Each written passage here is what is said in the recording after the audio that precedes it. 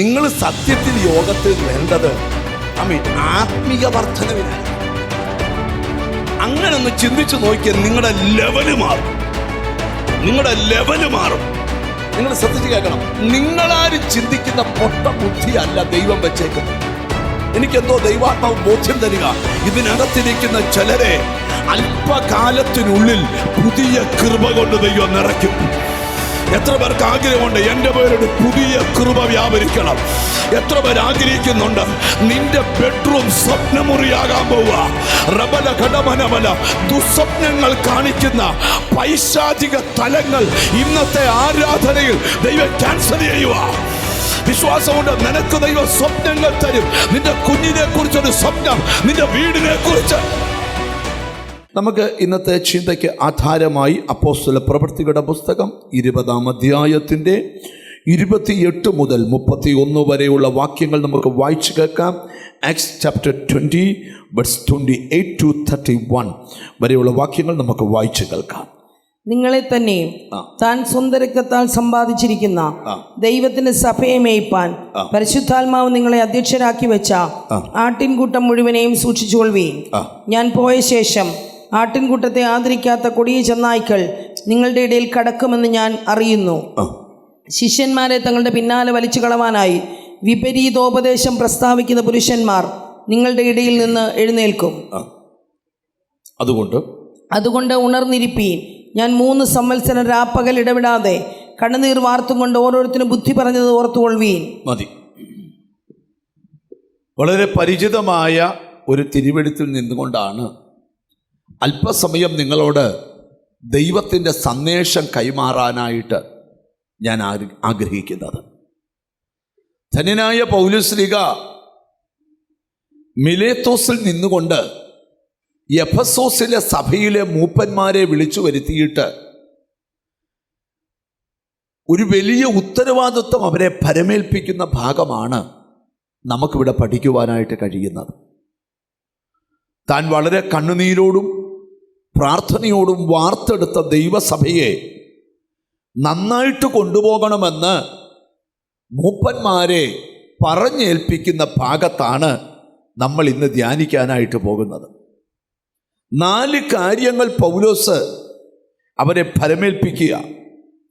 ഒന്ന്, അവരെ ബോധവൽക്കരിക്കുന്ന, അതാണ് ആദ്യത്തെ ഭാഗം. സഭയെന്ന് പറയുന്നത് സ്വന്തം രക്തത്താൽ ദൈവം സമ്പാദിച്ച സമ്പാദ്യമാണ് സഭ. മൂപ്പന്മാരോട് പറയുകയാണ്, നിങ്ങൾ ഏറ്റെടുക്കുന്ന ശുശ്രൂഷയിൽ നിൽക്കുന്ന സഭ വ്യക്തികളുടെയല്ല, അതവൻ്റെ രക്തത്തിൻ്റെ സമ്പാദ്യം. 2, സ്തോത്രം, മൂപ്പന്മാരോട് പറയുകയാണ്, ആ സഭയെ മേയിക്കാൻ പരിശുദ്ധാത്മാവ് നിങ്ങളെ അധ്യക്ഷന്മാരാക്കി വെച്ചിരിക്കുക. ഇനി നിങ്ങളുടെ കടമയാണ് അവിടെ എഴുതിയിരിക്കുന്നത്, ആട്ടിൻകൂട്ടത്തെ ആദരിക്കാത്ത കൊടിയ ചെന്നായ്ക്കൾ നിങ്ങളുടെ ഇടയിൽ എഴുന്നേക്കും. അതുകൊണ്ട് ഉണർന്നിരിപ്പി. ഇതൊന്നും, ഈ ഭാഗം ഒന്നും ഞാൻ പ്രസംഗിക്കാൻ പോകുന്നില്ല. ഞാനിന്ന് നിങ്ങളോട് പറയാൻ പോകുന്നത് സ്വന്തം രക്തത്താൽ സമ്പാദിച്ച ദൈവത്തിൻ്റെ സഭ. സഭയെന്ന് പറഞ്ഞാൽ അതിൻ്റെ വില ക്രിസ്തുവിൻ്റെ രക്തമാണ്. ഒരു നല്ല ഹല്ലേലൂയ പറഞ്ഞേ. സഭയുടെ പിമ്പിലെ മുതല് മുടക്കിയത് ഒരു പാസ്റ്റർമാരുമല്ല, ഒരു വിശ്വാസിയുമല്ല. ഈ സഭയുടെ മുമ്പിൽ മുതല് മുടക്കിയത് ക്രിസ്തുവാണ്, ക്രിസ്തുവിൻ്റെ രക്തമാണ്. ഞാൻ എന്താണ് എന്നൊക്കെയാണ് ഇന്ന് പറയാനായിട്ട് ആഗ്രഹിക്കുന്നത്. മത്തായി എഴുതിയ സുവിശേഷം വായിക്കണമെന്നല്ല, ഞാൻ പറഞ്ഞു പോകാം. വായിക്കേണ്ട ചില വാക്യങ്ങളുണ്ട്. 16-ാം അധ്യായത്തിൻ്റെ 18-ാമത്തെ വാക്യത്തിൽ യേശു പറഞ്ഞു, ഞാൻ എൻ്റെ സഭയെ പണിയും, പാതാള ഗോപുരങ്ങൾ അതിനെ ജയിക്കത്തില്ല. സഭയെന്ന് പറഞ്ഞാൽ ഇവിടെ പണിത ബിൽഡിംഗ് അല്ല, ഈ ടെന്റ് അല്ല. തിരുവല്ലായിൽ ഒരു സഭക്കാർ പണിത മാർബിൾ മണി സൗധമല്ല സഭ. സഭയെന്ന് പറഞ്ഞാൽ എൻ്റെ മുമ്പിൽ ഇരിക്കുന്ന ഈ ജനമാണ് സഭ. കർത്താവ് പഠിപ്പിക്കുക, ഞാൻ എൻ്റെ സഭയെ പണിയും. എന്നിട്ട് പറയുക, പാതാള ഗോപുരങ്ങൾ അതിനെ, അങ്ങനെയെങ്കിലും ഒരു ഉറപ്പ് തരിക, ആർക്കും ജയിക്കാൻ പറ്റാത്തൊരു പണി നിന്നിൽ യേശു ചെയ്തുകൊണ്ടിരിക്കുക. മനസ്സിലാകുന്നവരെ സ്തോത്രം ചെയ്യാവൂ. നിന്നെ തോൽപ്പിക്കാൻ ഒത്തിരി പേര് എഴുന്നേറ്റിട്ടും അവര് തോറ്റുപോകാൻ കാരണം നീ കൂടുതൽ അന്യഭാഷ പറഞ്ഞുകൊണ്ടല്ല, നിന്റെ അകത്തൊരു പണി നടന്നുകൊണ്ടിരിക്കുക. മനസ്സിലായവർക്കായി സ്തോത്രം ചെയ്യുക. എത്ര എതിരികൾ നിനക്ക് വന്നു, എത്ര തടസ്സങ്ങൾ നിനക്ക് തന്നു, ഉത്തമ ബോധ്യം വേണം, നിന്നെ ദൈവം പണിതുകൊണ്ടിരിക്കുക. ആ ആശയം മനസ്സിൽ നിൽക്കുമ്പോൾ തന്നെ ദൂതിൻ്റെ ഗൗരവമേറിയ ഭാഗത്തോട്ട് നമുക്കിന്ന് ഇറങ്ങണം. ഞാൻ വീണ്ടും പറയുക, അവൻ്റെ രക്തത്തിൻ്റെ വിലയാ സഭ. ആരുടെ? ക്രിസ്തുവിൻ്റെ രക്തത്തിൻ്റെ വിലയാ. എന്ന് പറഞ്ഞാൽ ഒരു സഭ ഉടലെടുക്കുവാൻ കാരണം ഒരു ദൈവദാസനുമല്ല, ഒരു ദൈവമക്കളുമല്ല, ക്രിസ്തുവാണ്. നിങ്ങൾക്കൊന്ന് മനസ്സിലാകണമെങ്കിൽ പത്രോസിൻ്റെ 1-ാം ലേഖനം 1-ാം അധ്യായത്തിൻ്റെ 18-ാമത്തെ വചനത്തിലോട്ട് നമുക്ക് വരാം. വ്യർത്ഥവും പിതൃപാരമ്പര്യവുമായുള്ള നിങ്ങളുടെ നടപ്പിൽ നിങ്ങളെ വീണ്ടെടുത്തിരിക്കുന്നത് പൊന്ന്, വെള്ളി മുതലായ അഴിഞ്ഞു പോകുന്ന വസ്തുക്കളെ കൊണ്ടല്ല. പറയുക, വ്യർത്ഥവും പിതൃപാരമ്പര്യവുമുള്ള നിങ്ങളുടെ നടപ്പിൽ നിന്ന് നിങ്ങളെ വീണ്ടെടുത്തിരിക്കുന്നത്, നിന്നെ വീണ്ടെടുത്തത് പൊന്ന്, വെള്ളി മുതലായ അഴിഞ്ഞു പോകുന്ന വസ്തുക്കളെ കൊണ്ടല്ല, ക്രിസ്തു എന്ന നിർദോഷവും നിഷ്കളങ്കവുമായ കുഞ്ഞാടിന്റെ വിലയേറിയ രക്തത്താലാ. അപ്പം നിന്റെ വീണ്ടെടുപ്പിന്റെ പിമ്പിൽ ഒരു രക്തമുണ്ട്. അതാരുടെ രക്തമാ? കുഞ്ഞാടിന്റെ രക്തമാ. ഒരു നല്ല ഹല്ലേലൂയ പറഞ്ഞാൽ. ഈ രക്തത്തിനകത്താ ജീവൻ അടങ്ങിയിരിക്കുന്നു. രക്തത്തിനകത്താ അല്ലേ? നമ്മൾ എത്രയോ ആവർത്തി വേർത്ത് കുളിക്കാറുണ്ട്. എന്നൂര് ചൂടൊക്കെ എന്തോ വേർപ്പല്ലേ. ഒരു ഉടുപ്പൊക്കെ ഇട്ടാൽ കുറച്ചു നേരം കഴിയുമ്പോൾ അത് ഫാനൊക്കെ ഇട്ടില്ലെങ്കിൽ ഊരി നമുക്ക് പിഴിഞ്ഞാൽ ഒരു കോപ്പ വെള്ളം കിട്ടും. അതുപോലെ വേർപ്പാ. വേർത്തേ എന്ന് പറഞ്ഞ് ആരെങ്കിലും പോയി പെട്ടെന്ന് പച്ചവെള്ളം കുടിക്കാറുണ്ടോ?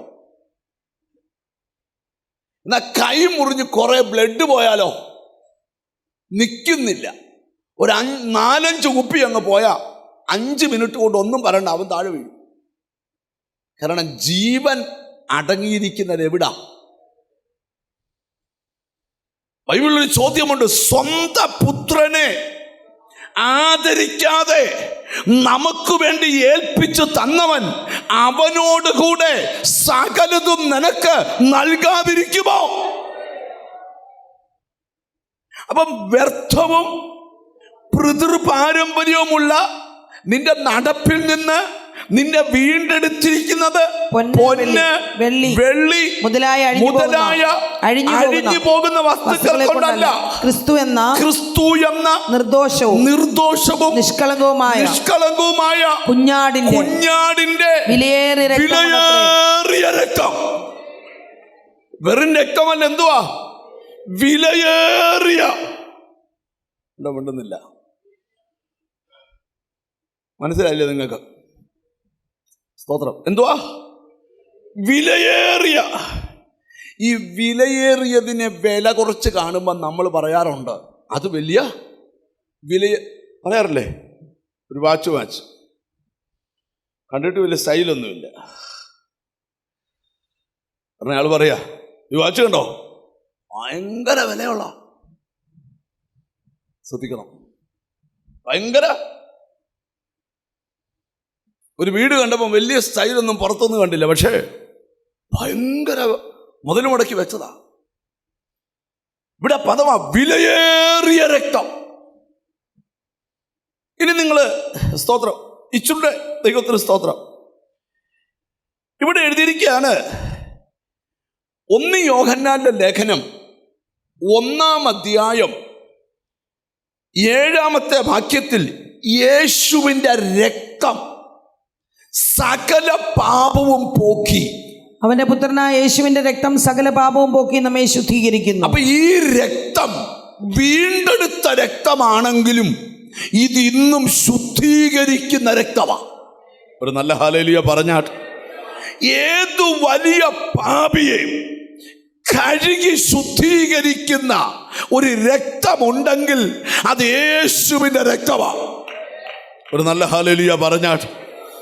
നിങ്ങൾക്കറിയാമോ, ഈ രക്തത്താൽ കഴുകൽ പ്രാപിച്ചുകൊണ്ടാണ് നമുക്ക് ഇന്ന് അടിപൊളി വസ്ത്രമൊക്കെ ധരിച്ച് ഇവിടെ വന്നിരുന്ന് ഫാനിൻ്റെ കീഴിലിരുന്ന് സ്തോത്രം പറയാൻ പറ്റിയ.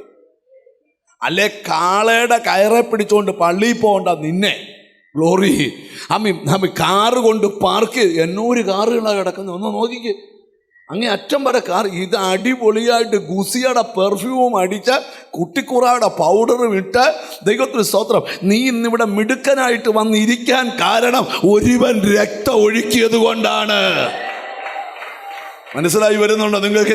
കാര്യത്തിൻ്റെ ഗൗരവത്തിലോട്ട് ഞാൻ വരാം. ഇന്നിവിടുന്ന് ആരാധന കഴിഞ്ഞു പോകുന്നതിന് മുമ്പ് ആടിൻ്റെ കയറെ പിടിക്കേണ്ട നിന്നെ, കാളയുടെ കയറെ പിടിക്കേണ്ട നിന്നെ, ആരാധനയ്ക്ക് രക്തത്തിൻ്റെ മണം കേൾപ്പിക്കേണ്ട നിന്നെ ആ രക്തം ഒരിക്കലായി അർപ്പിച്ച് ഇനിയൊരു യാഗമില്ല.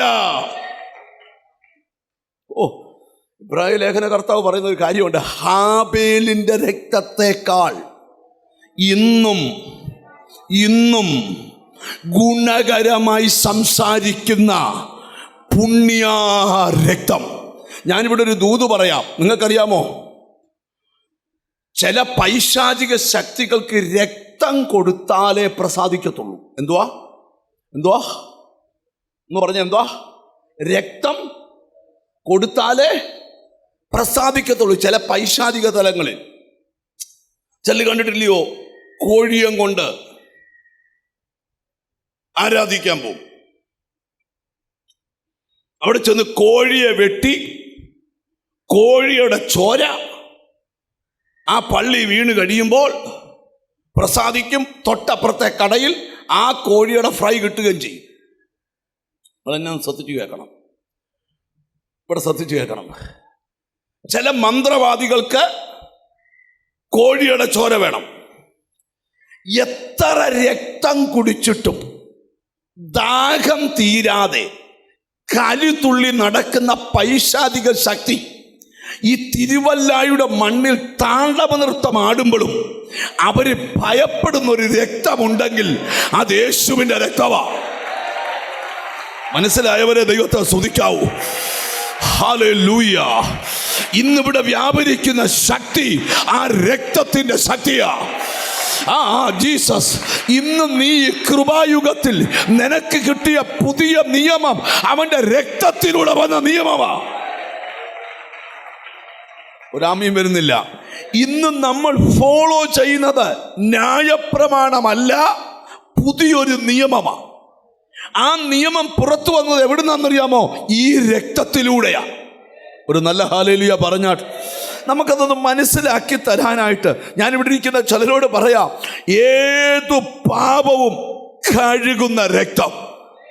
സ്തോത്രം. എന്നോട് ദൈവാത്മാ പറയാ, അശുദ്ധനെ വിശുദ്ധനാക്കുന്ന രക്തം, അശുദ്ധി കഴുകിക്കളയുന്ന രക്തം. ഇന്ന് ഈ വചനം കേട്ടോണ്ടിരിക്കുമ്പോൾ ഏതെങ്കിലും കൊടും പാപികൾ ഈ വചനം കേൾക്കുന്നെങ്കിൽ നിന്നെ ശുദ്ധീകരിക്കുന്ന രക്തം ഇന്നിവിടെ ചലിച്ചോണ്ടിരിക്കുക. സ്തോത്രം. ശ്രദ്ധിച്ചേ, ഈ നമ്മുടെ എല്ലാ ശരീരത്തൂടെ രക്തം ഒഴുകുന്നുണ്ടല്ലേ, ഓടുന്നുണ്ടല്ലേ, ഓടുന്നില്ലേ? നിങ്ങൾ നോക്കിയേ, ഇവിടം മുറിഞ്ഞാലും രക്തം വരും, ഇവിടം മുറിഞ്ഞാലും രക്തം വരും, കാല് മുറിഞ്ഞാലും രക്തം വരും, കൈ മുറിഞ്ഞാലും തല മുറിഞ്ഞാലും എന്തോ ചെയ്യും? നമ്മളെ ഫുള്ളി രക്തത്തിനകത്താ സെറ്റ് ചെയ്തേക്കുന്നത്. നിങ്ങൾ വല്ല അറിയുന്നുണ്ടോ? രാത്രി എന്നാ പമ്പിങ്ങാണ് നടക്കുന്നത്. അമ്മയുടെ ഉദരത്തിൽ വെച്ച് തുടങ്ങിയ പമ്പിങ്ങാ ഇതുവരെ നിന്നിട്ടില്ല. നിന്നാ ഭിത്തിയെ കയറും. മനസ്സിലായവർക്കായി ഞാൻ സ്തോത്രം ചെയ്യുക. അപ്പം നമ്മുടെ ശരീരത്തിൽ ഒരു ടൊയോട്ടയുടെ വണ്ടി വാങ്ങിച്ച അവർ പറയുന്നൊരു കാര്യമുണ്ട്, 5000 സർവീസാ. ഹുണ്ടായിക്കാർ പറയുന്നേ 5000 സർവീസാ. നിങ്ങൾ ശ്രദ്ധിച്ച് കേൾക്കണം. ഒരു വണ്ടി സ്റ്റാർട്ടാക്കിയാൽ ഞാൻ ബോംബെയിൽ നിന്ന് ഇങ്ങോട്ട് വണ്ടി ഓടിക്കുന്നൊരു പുള്ളിക്കാരനോട് ഞാൻ ചോദിച്ചു, ബോംബെയിൽ നിന്ന് ഇവിടെ വരെ വണ്ടി ഓടിക്കാൻ എത്ര ദിവസം എടുക്കും? ട്രക്കാ. പുള്ളി പറഞ്ഞു മിനിമം 4 ദിവസം. ഞാൻ ചോദിച്ചു എവിടെയെങ്കിലും ഓഫ് ചെയ്യുമോ? പിന്നെ 2 ദിവസം കഴിയുമ്പോൾ ഓഫ് ചെയ്യും. അല്ലേ, ഇല്ലേ, എഞ്ചിൻ കത്തിപ്പോവും. ഞാൻ ചോദിക്കുക, 60 വയസ്സുള്ള പുള്ളിയോട് ചോദിക്കുക, അമ്മയുടെ ഉദരത്തിൽ നിന്ന് തമ്പുരാൻ സ്റ്റാർട്ടാക്കി വിട്ടതാ, ഇതുവരെ ഓഫായില്ലല്ലോ, ഒരു ഇഞ്ചിനും കത്തിയില്ലല്ലോ. നിന്നെ ഉണ്ടാക്കിയ സിസ്റ്റം വേറെയാ, നിന്നെ നിർമ്മിച്ച സിസ്റ്റം. Glory to God. ഇനി ഞാൻ നിങ്ങളോട് ചോദിക്കുക, അപ്പൊ നമ്മുടെ ശരീരം മുഴുവൻ രക്തമാ, അല്ലേ? അല്ലേ? ആണെന്നേ. അപ്പൊ ഞാൻ നിങ്ങളോട് ചോദിക്കാം, നമ്മുടെ കൈ മുറിഞ്ഞു. കൈ മുറിയുമ്പം കുറച്ച് രക്തം താഴെ പോകുമ്പം പ്രായമുള്ളവരും കൈ പൊക്കിയ കൈ പൊക്കിപ്പിടി, തലയ്ക്ക് മുകളിൽ. അപ്പൊ ചോദ്യം, നമ്മുടെ കയ്യെന്ന് മുറിഞ്ഞു താഴെ പോയ ബ്ലഡ് ഏതേലും ലാബിൽ നിന്ന് ഒരാളെ കൊണ്ടുവന്ന് സിറിഞ്ചിനകത്ത് തിരിച്ചെടുത്ത് നമ്മുടെ കയ്യെ കുത്തിവെച്ചിട്ടുണ്ടോ? അതെന്നാ കാര്യം? ഇത് നിന്റെ ബ്ലഡ് സെക്ഷൻ അകത്തുനിന്ന് താഴെ പോയാൽ പിന്നെ കൊള്ളുകയില്ല. എന്നാൽ കാൽവറിയുടെ ഒരു ദർശനം പറയാം. മണിക്കൂറുകൾ ഒരുവൻ രക്തം ഊറ്റുകയാ. പീലാത്തോസിന്റെ കൽത്തളം മുതൽ ഗോൽഗോഥ വരെ അവസാനത്തുള്ളി രക്തം വരെ ഊറ്റിയിട്ട് നിവർത്തിയായി എന്ന് പറഞ്ഞവൻ പറയുക. ശ്രദ്ധിച്ചു കേട്ടോളം, ശ്രദ്ധിച്ചു കേട്ടോളം, ശ്രദ്ധിച്ചു കേട്ടോളം. ഇന്നും ആ രക്തം സംസാരിക്കുന്ന രക്തമാ, ഇന്നും ആ രക്തം കഴുകുന്ന രക്തമാ. എനിക്കെന്തോ ദൈവാത്മാവ് ദൂത് പറയുക, ഊറ്റിക്കുടിക്കുന്ന ദുരാത്മാവിന്റെ രക്തത്തിന്റെ കൊതി ഈ മണ്ണിൽ താണ്ഡവ നൃത്തമാടുമ്പോൾ ആ രക്തത്തിന്റെ ശക്തിയെ തകർക്കുന്ന ഒരു രക്തം. തിരിച്ചറിഞ്ഞു. സ്തോത്രം. ചില ദൈവമക്കൾ ചിലർ ആരാധനയ്ക്ക് ഇരുന്ന പറയുന്നൊരു കാര്യമുണ്ട്, യേശുവിൻ്റെ രക്തത്താൽ ജയം. ഒരാമയും വരുന്നില്ല. ഈ രക്തത്തിനകത്തൊരു ജയമുണ്ട്. നിങ്ങൾക്കറിയാമോ? സ്തോത്രം. പൗലോസ് എഫെസോസിലെ സഭയ്ക്ക് ലേഖനം എഴുതുമ്പം സഭയെ പൗലോസ് ഒരു കാര്യം പഠിപ്പിക്കുന്നുണ്ട്. നിങ്ങൾ ആ കാര്യം അറിഞ്ഞിരിക്കണം, എന്നാലേ നമുക്ക് ഇച്ചിരൂടെ ഗഹനമായിട്ട് ഈ ദൂതിനെ കൊണ്ടുപോകാൻ പറ്റും. സ്തോത്രം. ശ്രദ്ധിച്ചു കേൾക്കണം. ഹല്ലേലൂയ. എഫെസ്യ ലേഖനം 1-ാം അധ്യായം, ദൈവത്തിന് സ്തോത്രം, 20-ാമത്തെ വാക്യം നിങ്ങൾ ശ്രദ്ധിച്ചു നോക്കി. അങ്ങനെ അവൻ ക്രിസ്തുവിലും വ്യാപരിച്ചു. മുകളിലത്തെ വാക്യമൊക്കെ വായിക്കേണ്ടത്, പക്ഷെ അവിടെ തൊട്ട് ഞാൻ വായിക്കുക. അങ്ങനെ അവൻ ക്രിസ്തുവിലും വ്യാപരിച്ചു. യേശുവിനെ മരിച്ചവന്ന് ഉയർപ്പിച്ച സബ്ജക്റ്റാ വരുന്നത്. അങ്ങനെ അവൻ ക്രിസ്തുവിലും വ്യാപരിച്ചു. അവനെ മരിച്ചവരുടെ ഇടയിൽ നിന്ന് ഉയർപ്പിക്കുകയും സ്വർഗത്തിൽ തന്റെ വലതുഭാഗത്ത് എല്ലാ വാഴ്ചയ്ക്കും അധികാരത്തിനും ശക്തിക്കും കർത്തൃത്വത്തിനും ഈ ലോകത്തിൽ മാത്രമല്ല വരുവാനുള്ളതിലും വിളിക്കപ്പെടുന്ന സകല നാമത്തിനും അത്യന്തം മീതെ ഇരുത്തുകയും. അത്യന്തം മീതെ ആരെ ഇരുത്തി? ദൈവം പുത്രനെ ഇരുത്തി. അടുത്ത കേട്ടു. സർവവും അവന്റെ കാൽ കീഴാക്കി വെച്ചു. സകലതും അവന്റെ കാൽ കീഴാക്കി വെച്ചു. അവനെ സർവത്തിനും മീതെ തലയാക്കി. അപ്പൊ സഭയുടെ തല ആരാ? ക്രിസ്തുവാ. ഒരാമയും വരുന്നത്. സഭയുടെ തല ആരാ?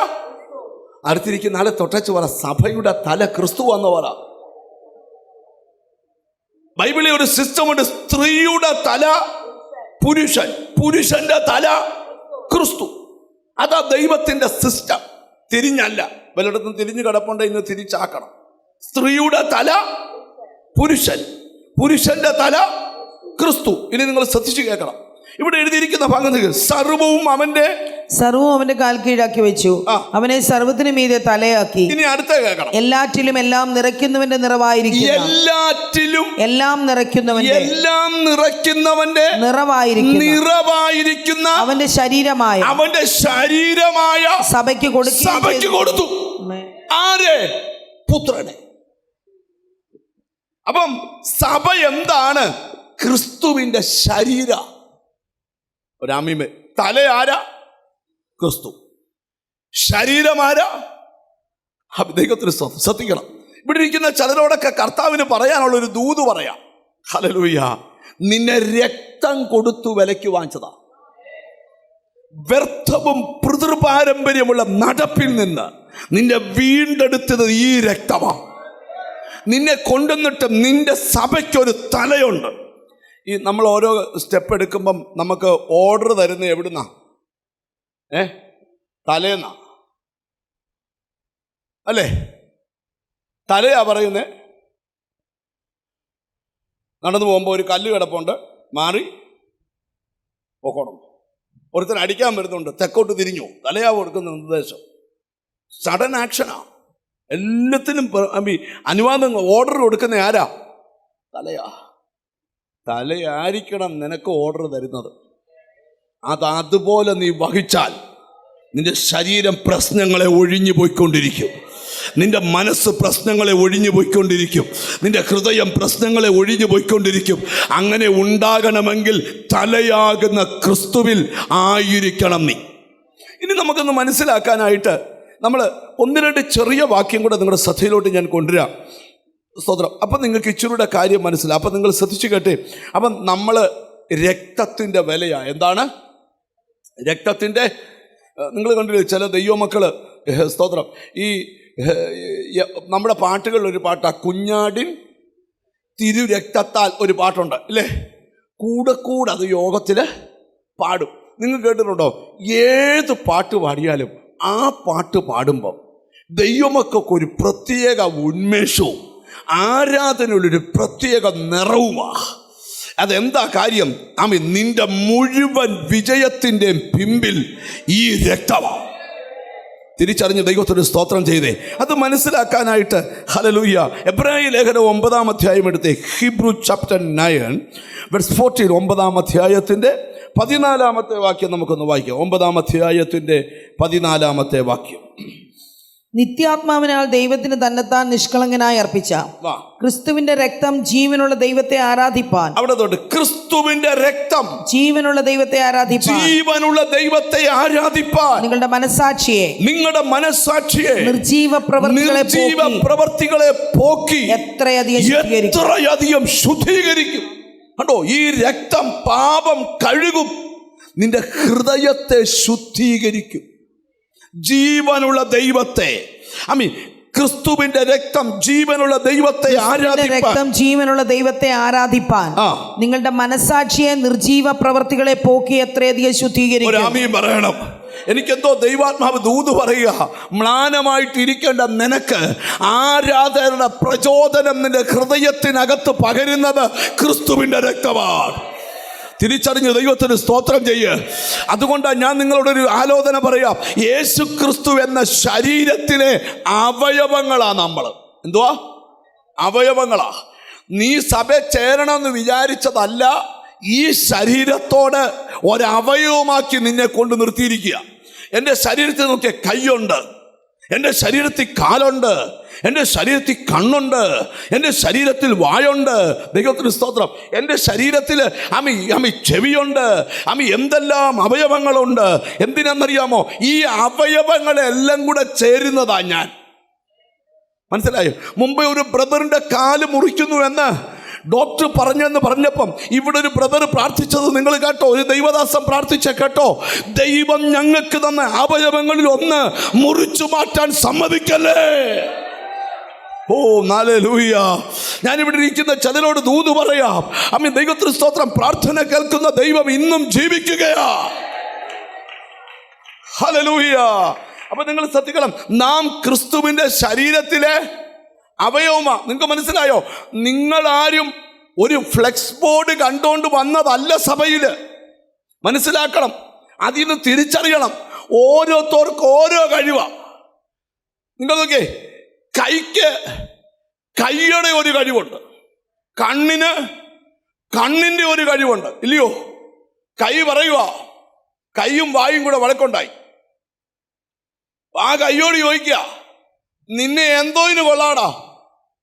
ഇങ്ങനെ 1.5 ചാണ് നീളവും എവിടെയെങ്കിലും കൊള്ളിപ്പിക്കാൻ പറ്റുമോ? എന്നെ നോക്ക്, എന്ത് ശാന്തമായ പൊസിഷനിലാണ് ഇരിക്കുന്നേ. എൻ്റെ കയ്യിലോട്ടൊരെണ്ണം താ, ഞാൻ ചവച്ചരച്ചിറക്കി തരാം. ഉടനെ കൈ ചിരിച്ചോണ്ട് പറയും, ഞാൻ മേപ്പോട്ട് തന്നില്ലേ, നീ എന്നായി? നിങ്ങൾ മിണ്ടുന്നില്ല. മനസ്സിലായി? സഭയിലെ ചെറിയവരും വലിയവരും, പണമുള്ളവനും പണമില്ലാത്തവനും, ഉന്നതനും പണ്ഡിതനും പാമരനും കുബേരനും കുചേരനും സഭയിൽ വേണം. കാരണം ഓരോരുത്തവർക്കും ഓരോ ഡ്യൂട്ടിയാ. നിങ്ങൾ നോക്കിയേ, ആമി ശ്രദ്ധിച്ച് കേൾക്കാം. ഇനി ഒരു കാര്യം പറയാം. എൻ്റെ കൈ ഒന്ന് മുറിഞ്ഞു, ഒരു 5-6 കുത്തിക്കൊട്ട് കെട്ടിപ്പോയി വാ മേളിരുന്ന് പറയുക, അങ്ങനെ വേണോടാ. ഞാൻ പ്രാർത്ഥിച്ചുകൊണ്ടിരിക്കുമായിരുന്നു. നിന്റെ അഹങ്കാരോ ആണോ?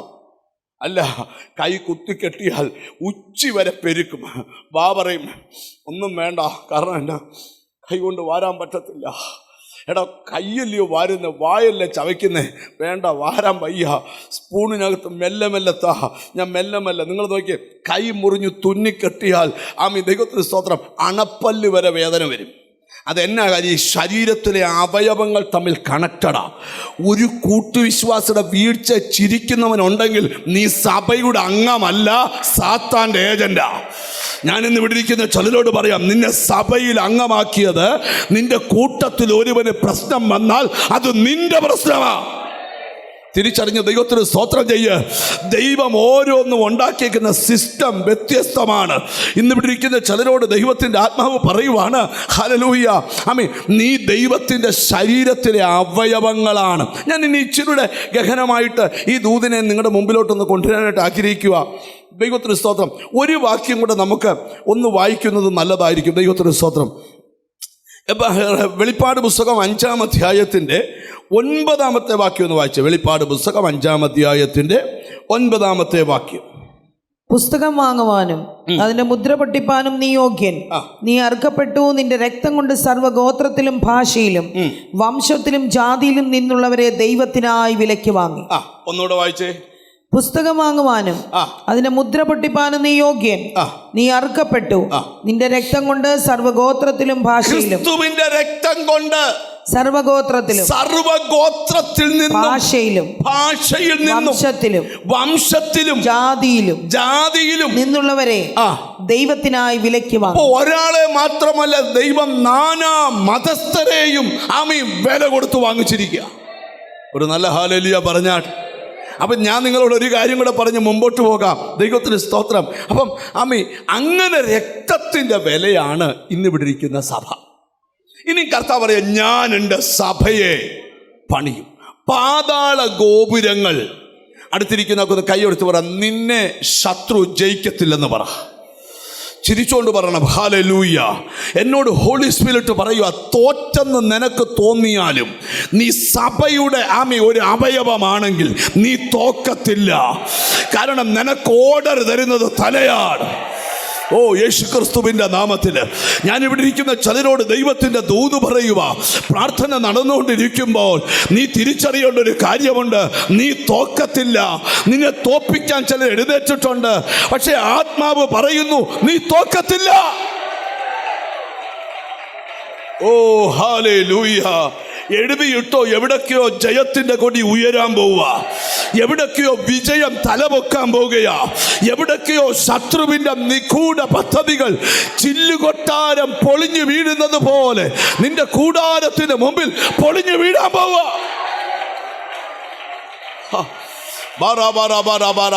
ഒരു ചോദ്യം എന്നെ നോക്കിക്കേ. എൻ്റെ കൈ എൻ്റെ ശരീരവുമായിട്ട് കണക്റ്റഡാ ആണോ? ക്രിസ്തു എന്ന ശരീരത്തിൽ നിന്നാണ് എൻ്റെ എല്ലാ അവയവങ്ങളും. ഇതുപോലെ നീ അനാഥനല്ല.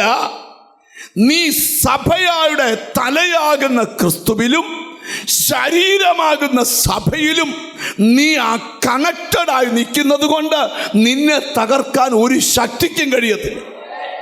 അതാ വചനത്തിന്റെ റെവലേഷൻ. ഇത് നീ തിരിച്ചറിയണം. നീ അനാഥനല്ല. നിന്റെ ശരീരത്തിൽ നീ ക്രിസ്തു എന്ന ശരീരത്തിലെ അംഗമാണ്. ഇനി ആ വചനം വെച്ചോണ്ട് വേണം. ഇനി നിങ്ങൾ ശ്രദ്ധിച്ചു കേട്ടെ. സ്തോത്രം. അപ്പം ക്രിസ്തു എന്ന ശരീരത്തിലെ അവയവങ്ങൾ ചുമ്മാ കൈകൊട്ടി പാടിപ്പോയാൽ പറ്റത്തില്ല. ഹല്ലേലൂയ.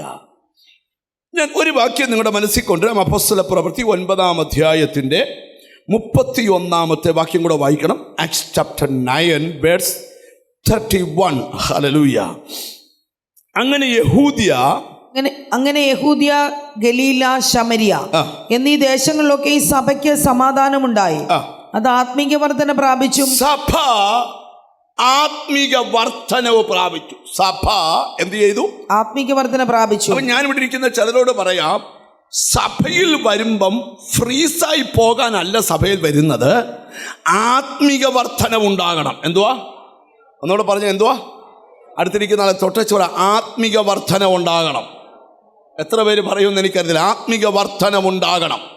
അതുകൊണ്ട് സഭയ്ക്കകത്ത് കൊരിന്തിലെ സഭയോട് പൗലോസ് പറയുമ്പം അത് ഈ സ്വന്തം ആത്മീയ വർധനമുണ്ടായി, കർത്താവിനോടുള്ള ഭക്തിയിലും പരിശുദ്ധാത്മാവിന്റെ പ്രബോധനയിലും നടന്നും പെരുകിക്കൊണ്ടിരുന്നു. സഭ പെരുകിക്കൊണ്ടിരുന്നു. മറ്റു ഭാഗത്ത് എഴുതിയിട്ടുണ്ട്, ശിഷ്യന്മാരുടെ എണ്ണം പെരുകിക്കൊണ്ടിരുന്നു. പുരോഹിതന്മാരിലും വലിയൊരു കൂട്ടം വിശ്വാസത്തിന് അധീനരായി. അതിന്റെ കാരണം എന്താ? സഭ കുറയുമല്ല, സഭ പെരുകണം. പെരുകണമെങ്കിൽ ഇനിയിപ്പോ പിണങ്ങുന്നൊരു കാര്യം പറയാൻ പോവാ. 1 കൊരിന്ത്യർക്ക് എഴുതിയ ലേഖനം 12-ാം അധ്യായം 28-ാമത്തെ വാക്യം.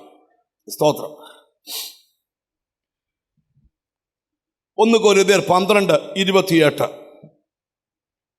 ദൈവം സഭയിൽ ഒന്നാമത് അപ്പോസ്തലന്മാർ.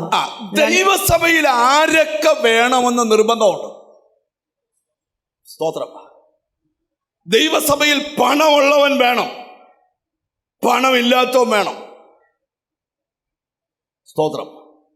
ദൈവസഭയിൽ കൃപാവര ഉള്ളവൻ വേണം, കൃപാവര ഇല്ലാത്തവൻ വേണം. ശ്രദ്ധിക്കണം. എല്ലാം ദൈവസഭയെ വേണം. ഈ കൊരിന്തിലെ സഭയിൽ ഒരു കൃപാവരത്തിനും അപ്പൊ തന്നെ അവിടെ വഴക്കാളികളുണ്ടായിരുന്നു. പിന്നെ വേറെ ഒരാളെ വെച്ചോണ്ടിരിക്കുന്ന ആളുണ്ടായിരുന്നു. അത് ഞാൻ ഇപ്പോൾ പറയുന്നില്ല, പുസ്തകം പഠിച്ചാൽ കാണും. ഇതെല്ലാം എവിടെ ഉണ്ടായിരുന്നു? കൊരിന്തിലെ സഹകരിക്കണം. കൊരിന്തിലെ സഭയിലെ ഒപ്പം തന്നെ ആ സഭയിൽ ഒരു കൃപാവരത്തിനും കുറവില്ലായിരുന്നു ആ സഭ. അപ്പൊ ശ്രദ്ധിച്ചു കേൾക്കണം. പഞ്ചായത്തിലുള്ള എല്ലാവരും നന്നായൊന്ന് നോക്കിയേച്ച് നിന്റെ കൃപാവരം ജ്വലിപ്പിക്കാൻ പറ്റുകയില്ല. അഴുക്കുള്ളവൻ ഇനി അഴുക്കാവൂ. വിശുദ്ധൻ തന്നെ തന്നെ വിശുദ്ധീകരിക്കട്ടെ. ദൈവസഭയില് വായിച്ചേ. ദൈവസഭയിൽ ഒന്നാമത് അപ്പോസ്തലന്മാർ, രണ്ടാമത് പ്രവാചകന്മാർ. അപ്പൊ പ്രവാചകന്മാരെ വാടകയ്ക്കെടുക്കുവല്ല വേണ്ടത്, സഭയിൽ എന്തുണ്ടാകണം? പ്രവാചകന്മാർ. അതുണ്ടാകണമെങ്കിൽ സഭ ആത്മീക വർധനവിലെത്തണം. സ്തോത്രം, സ്തോത്രം. മനസ്സിലായോ? ഈ പൗലോസ് പറയുന്ന ഒരു ഭാഗമുണ്ട്, പ്രവചന വരം വാഞ്ചിപ്പീൻ. സ്തോത്രം. എനിക്കെന്തോ ദൈവാത്മാവ് ഒരു ബോധ്യം തരിക, ഈ സഭ ഈ നാളുകളിൽ ഒരു കൃപാവരത്തിന്റെ ലെവലിലോട്ട് സഭയൊന്ന് ഉണരാൻ പോവുകയാണ്. അടുത്ത 5 ദിവസത്തെ ഫാസ്റ്റിങ് കൈയടിച്ച് പിരിയുവല്ല, ഇതിനകത്ത് പ്രവാചകന്മാർ എഴുന്നേക്കും. രോഗശാന്തി വരപ്രാപ്ത. തിരിച്ചറിഞ്ഞ് ദൈവത്തിന് സ്തോത്രം ചെയ്യ്. പ്രവചനത്തിന് വേറൊരാളെ ഇറ്റലിയിൽ നിന്ന് കൊണ്ടുവരണമെന്നല്ല, ദൈവസഭയിൽ എന്തുണ്ട്?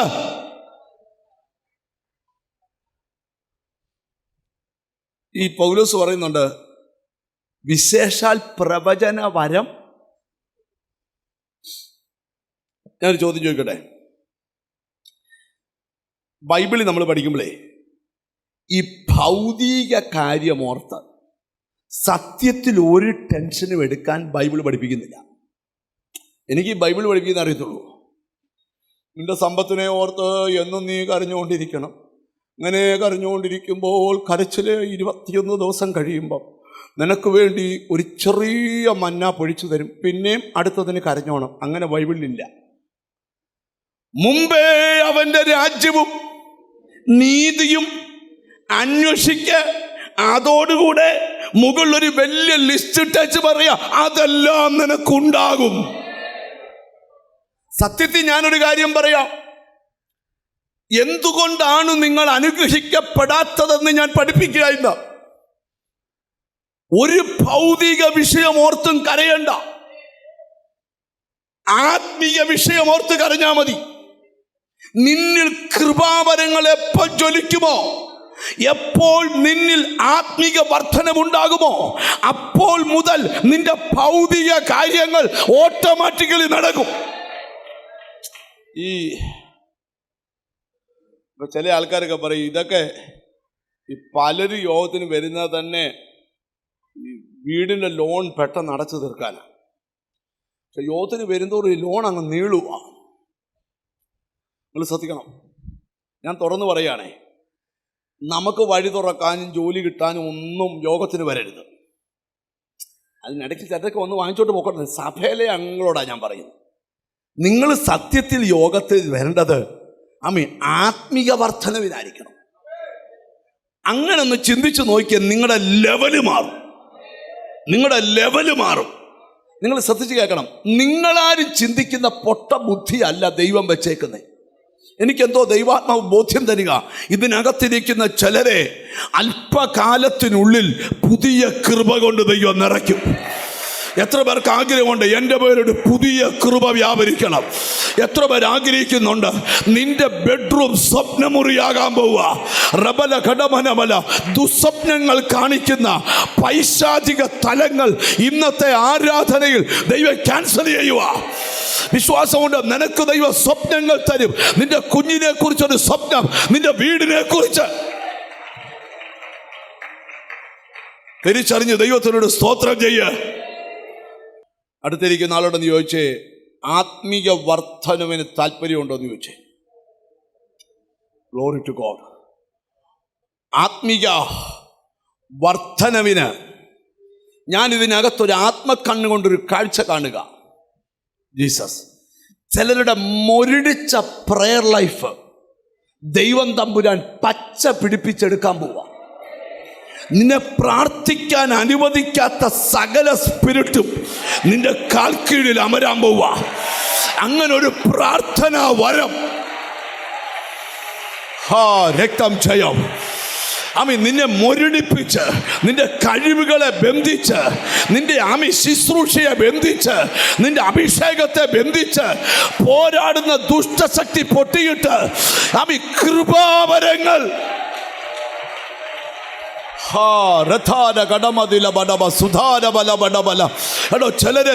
ചിലരെ സംതിങ് ഹാപ്പൻഡ്. ഇനി ദൂത് നടന്നുകൊണ്ടിരിക്കുമ്പോൾ തന്നെ ചിലരിൽ ദൈവാത്മാവ് ആരംഭിക്കുന്നു. ചിലതൊക്കെ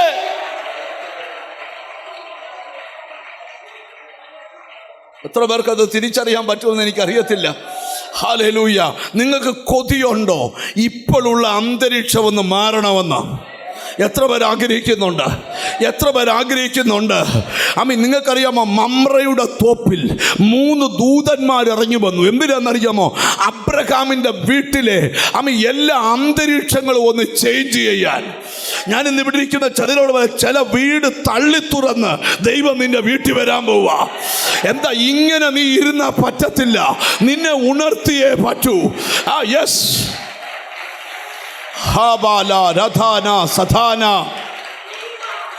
ഹലോ, ചിലരുടെ മേൽ അസാധാരണമായ ദൈവകൃപ നിന്റെ വീട് ദേശത്ത് പ്രകാശിക്കാൻ പോവുക. Yes yes.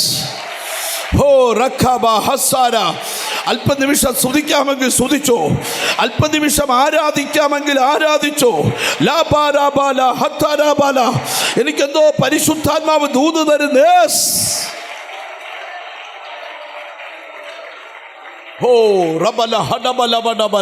എനിക്കറിയാം ഇതിനകത്ത് ചിലരുടെ മേൽ ചിലരുടെ മേൽ വലിയ യേശുവിൻ്റെ നാമത്തില് എനിക്ക് ആത്മാവിൽ കാണാൻ കർത്താവ് ഇതിനകത്തോട് ഇങ്ങനെ ഇറങ്ങി നടക്കുക. ചിലർക്ക് വേണ്ടി ചെയ്യാൻ പോകുന്ന കാര്യം ഞാൻ പറയാം. കർത്താവ് നിനക്ക് ചിലത് തുറന്ന് വെക്കാൻ പോവുക, പിന്നെ അത് അടച്ചു വെക്കാൻ ആർക്കും കഴിയത്തില്ല. ആ കണ്ണാടി വെച്ച് ആൻറ്റി ഒന്ന് കൈ പൊക്കാവോ? തിരിഞ്ഞു നോക്കി ആൻറ്റി തന്നെ കൈ പൊക്കിയാലും മതി. ഞാനൊരു കാഴ്ച കാണുകയാണേ. ജീസസ്, നിന്റെ വലത്തെ കൈ നിന്റെ ചെവിയുടെ താഴെ ഇങ്ങനെ ഒന്ന് പൊത്തിപ്പിടിക്കാവോ? ഇങ്ങനെ ദൈവം നിന്റെ അത്രയും ഭാഗത്തെ പൊത്തിപ്പിടിക്കുക. നിനക്ക് അവിടെ വല്ല പ്രശ്നമുണ്ടോ എന്ന് എനിക്കറിയത്തില്ല. പക്ഷേ യേശു എന്നെ ഒരു കാഴ്ച കാണിക്കുന്നു. ദൈവത്തിൻ്റെ കൈ അവിടെ വന്ന് നിന്റെ ചെവിയെ പൊത്തിപ്പിടിച്ചുകൊണ്ടിരിക്കുക. ഇതുവരെ ആ കൈ എടുത്തിട്ടില്ല. കഴിഞ്ഞ 7 മിനിറ്റായിട്ട് യേശുവിൻ്റെ നാമത്തിൽ നിന്നെ ഒരു സ്പർശനത്തിലൂടെ ദൈവം കൊണ്ടുപോകുക. അവിടെ ഒരു സൗഖ്യം. യേശു അവിടെ ആൻറ്റി, അവിടെ ഒരു സൗഖ്യം ആവശ്യമാണോ? ആണോ ആണോ ആണോ അവിടെ ഒരു പ്രശ്നമുണ്ടോ? ജീസസ്, നിന്റെ ഒരു അവയവത്തിനും ദൈവം തൊട്ടില്ല, പക്ഷെ അവിടെ തന്നെ വന്ന് തൊട്ട്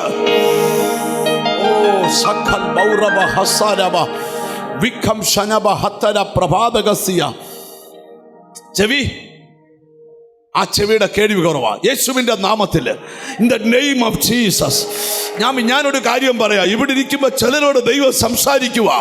ഞാൻ കാണുന്നതെല്ലാം ആത്മീക കാഴ്ചകളാണ്. ഇതിനകത്ത് ചില വിടുതലുകൾ സംഭവിക്കാമോ? അച്ഛാ ഒന്ന് കൈ ഉയർത്തിപ്പിടിക്കാവോ? കണ്ണാടി വെച്ച് അച്ഛൻ നിനക്ക് കൃപകളും വരങ്ങളും തന്ന് നിന്നെ അനേകരോട് ദർശനങ്ങൾ പറയുന്നവനാക്കി മാറ്റാൻ ദൈവം ആഗ്രഹിക്കുക.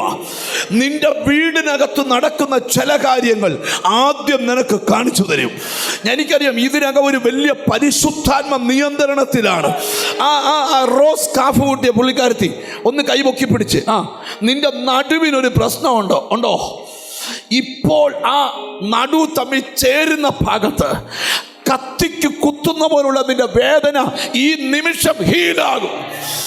യേശുവിന് ഞാനൊരു കാര്യം ആത്മാവിൽ കണ്ടുകൊണ്ടാ പറയുന്നത്. എനിക്കൊരു വെളിപ്പാട് ദൈവം തരുന്നു. ഇതിനകത്ത് കൃപകളും വരങ്ങളുമുള്ള യേശുവിൻ്റെ നാമത്തിൽ ഇവിടുത്തെ അന്തരീക്ഷം മാറുകയാ. എന്നോട് ദൈവം പറയാം, ചില വീടുകൾക്കകത്ത് ഇനി പിശാചിന് പ്രവർത്തിക്കാൻ പറ്റത്തില്ല. ചില കുടുംബജീവിതത്തിനകത്ത് ഇനിയും സാത്താന് Holy Spirit, Holy Spirit, Holy Spirit, Rata Satana. അല്പസമയ സഭ അന്യഭാഷയിലെന്ന് പ്രാർത്ഥിച്ച് ലാഥ സഥാന.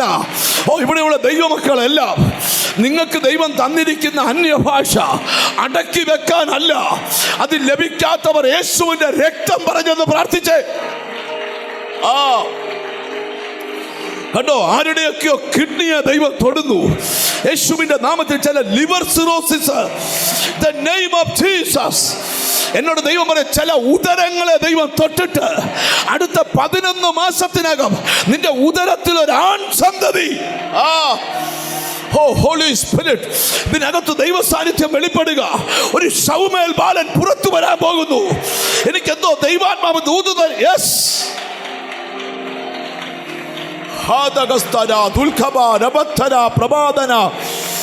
യേശുവിന്റെ നാമത്തില് പല പ്രാവശ്യം റിജക്ഷനായ ചില വിസകൾ, റിജക്ഷൻ മേഖല മാറാൻ പോകുകയാ.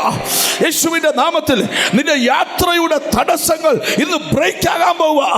ഒരു കൃപാവരത്തിലും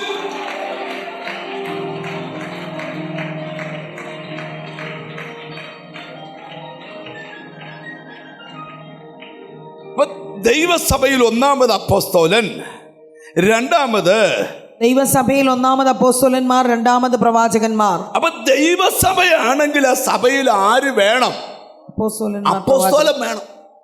വിശ്വാസി തട്ടിക്കളിക്കുന്ന ഉപദേശിയാകരുത്. അപ്പോസ്തലൻ ആരാന്നൊക്കെ വേറെ ഭാഗത്തുണ്ട്. അപ്പപ്പ സ്ഥലത്തുള്ളവനല്ല. മിണ്ടുന്നില്ല. അപ്പോസ്തലൻ എന്ന് പറഞ്ഞാൽ അപ്പപ്പം അല്ല. അപ്പോസ്തലന്റെ ലക്ഷണം ബൈബിളിലുണ്ട്. ഇപ്പൊ എല്ലാം കൂടി ഇപ്പൊ പറയണ്ട. എവിടാ കണ്ടുപിടിക്കും, വീട്ടിൽ പോയിരുന്നു. ദൈവസഭയിലും അപ്പോസ്തലന്റെ ലക്ഷണങ്ങൾ പൂർണ്ണ സഹിഷ്ണുതയിലും അടയാളങ്ങളാലും അത്ഭുതങ്ങളാലും വീര്യപ്രവർത്തികളാലും നിങ്ങളുടെ ഇടയിൽ വെളിപ്പെട്ട് വന്നല്ലോ. അപ്പോസ്തലന്റെ ലക്ഷണം പൂർണ്ണ സഹിഷ്ണുത. കൊല്ലാൻ വന്നാലും മിണ്ടാതെ നിന്നോ. ഭയങ്കര സഹിഷ്ണുത. നിന്നെ ഞാൻ തട്ടും, സമയം പറഞ്ഞു വെച്ച് പോരെ. നിന്നെ ഞാൻ എഴുതി നശിപ്പിക്കും, ഇഷ്ടം പോലെ എഴുതിക്കും. നിന്നെ പറഞ്ഞ് ഞാൻ നശിപ്പിക്കും, ചെയ്താട്ടെ. എടാ, അവർക്ക് ചെയ്യാൻ പറ്റും, നോക്കി അവര് ചെയ്യട്ടെ. അവര് ചെയ്യുന്നെന്ന് പറഞ്ഞ് നീ എന്തിനാ വരയ്ക്കാത്ത കയറുന്നു? നിനക്ക് ചെയ്യാൻ ഏൽപ്പിച്ചത് നീ ചെയ്യും. എടാ, പറ്റുന്നില്ലല്ലോ. നിന്റെ അയലോകത്ത് ഒരാളിരുന്ന് നിന്നെ നശിപ്പിക്കാൻ തീരുമാനിച്ചേക്കുക. അവര് നശിപ്പിക്കാൻ പോവാണ്ട് ഞാനിനി ലോകത്തിന് പോകത്തില്ല. അങ്ങനെ അവര് നശിപ്പിക്കാൻ എഴുന്നേക്കട്ടെ. ആര് ജയിക്കുമെന്നറിയാലോ. ഒന്നും മിണ്ടുന്നില്ല. ആരൊക്കെ നിന്റെ പ്രവർത്തനം മന്ദീഭവിപ്പിക്കാൻ നോക്കിയാലും നീ മങ്ങരുത്. അവരുടെ മുമ്പിൽ ജ്വലിച്ചു പ്രകാശിക്കണം. ഞാൻ ഇന്നലെ പ്രസംഗിച്ചപ്പോഴേ കോട്ടയത്ത് ഒരു കാര്യം പറഞ്ഞു. ഈ സ്തേഫാനോസിനെ യുവന്മാരെല്ലാം കൂടി ഇങ്ങനെ കല്ലെടുത്ത് പല്ല് കടിച്ചെറിയാൻ നിൽക്കുക. പിന്നെ സ്തേഫാനോസ് പറയുക, സ്വർഗം തുറന്നിരിക്കുന്നത് ഞാൻ കാണുന്നു. ഓ, യേശു എഴുന്നേറ്റ് നിൽക്കുന്നത് കാണുന്നു. മഹത്വം ഇറങ്ങി നിൽക്കുന്ന കാണും. എറിയാൻ വന്നവർ അന്ന് 3 ഏറ് കൂടുതൽ എറിയും. അപ്പൊ സാം എന്നോട് പറയുക, സ്തോത്രം അനിപ്പാഷേ, ഭയങ്കര പോരാട്ടമാണല്ലോ. സ്വർഗം തുറന്നിരിക്കുന്നത് ഞാൻ കാണുന്നു. ഭയങ്കര വെല്ലുവിളി ഉണ്ടല്ലോ. ഓ, ആകാശം തുറന്നിരിക്കുന്നത് ഞാൻ കാണുന്നു. ദൈവഭക്തം. പുള്ളി പറഞ്ഞിട്ട് കാര്യമില്ല. ഇവൻ വേറെ തലത്തില. മനസ്സിലായോ? നാട്ടുകാര് പറയുന്ന കേട്ട് നീ നിന്റെ പ്രയർ വീട്ടിൽ നിർത്തരുത്.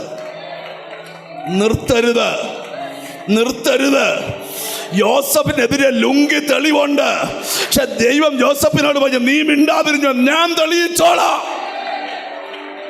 അപ്പോസ്തലന്റെ ലക്ഷണമോ? അപ്പോസ്തലന്റെ ലക്ഷണങ്ങൾ പൂർണ്ണ സഹിഷ്ണുതയിലും അടയാളങ്ങൾ അത്ഭുതങ്ങൾ വീര്യപ്രവർത്തികൾ നിങ്ങളുടെ ഇടയിൽ വെളിപ്പെട്ട് വന്നുവല്ലോ. അങ്ങനെ വെളിപ്പെടണം. അത്ഭുതം വെളിപ്പെടണം.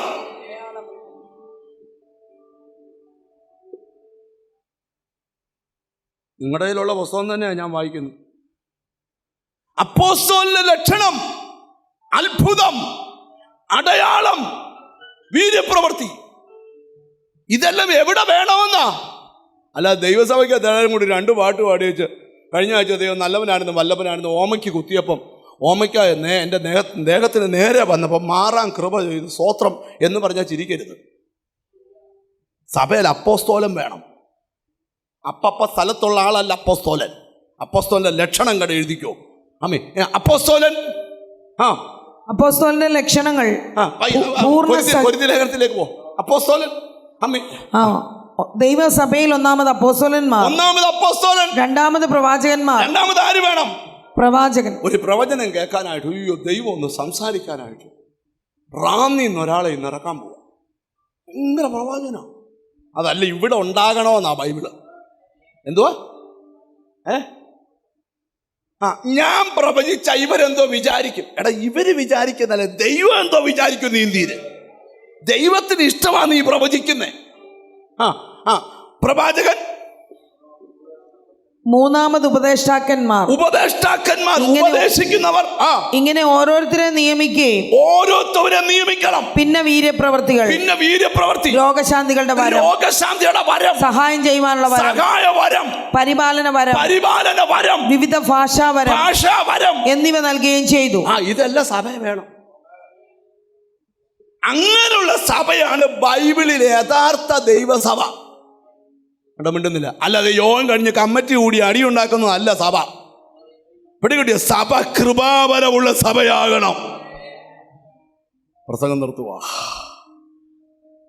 സ്വന്തം രക്തത്താൽ സമ്പാദിച്ച സഭ. ഹല്ലേലൂയ. രക്തം വിലയ്ക്ക് തന്നത് എന്തിനാ? നീ കൃപാവരങ്ങൾ ജ്വലിപ്പിക്കണം.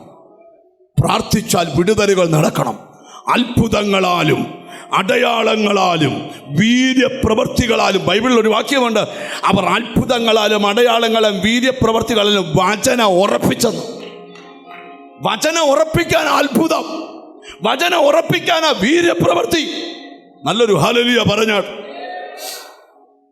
കൃപാവരത്താൽ നിറയാൻ ആഗ്രഹമുണ്ടോ? നിന്റെ കുടുംബ പ്രാർത്ഥനയ്ക്കകത്ത് കൃപാവരം ജ്വലിക്കണം. നിന്റെ വീടിനകത്ത് കൃപാവരം ജ്വലിക്കണം. ഒരാൾക്കല്ല, എല്ലാവർക്കും ആ വരമുണ്ടാകട്ടെ. പ്രാർത്ഥനാ വരം, പ്രാർത്ഥിക്കുന്ന കൃപ ഇതിനകത്ത് വ്യാപരിച്ചു തുടങ്ങട്ടെ. യേശു ക്രിസ്തുവിന് അധികാരമുള്ള നാമത്തിൽ ഒരു വലിയ പ്രവൃത്തി നടക്കട്ടെ.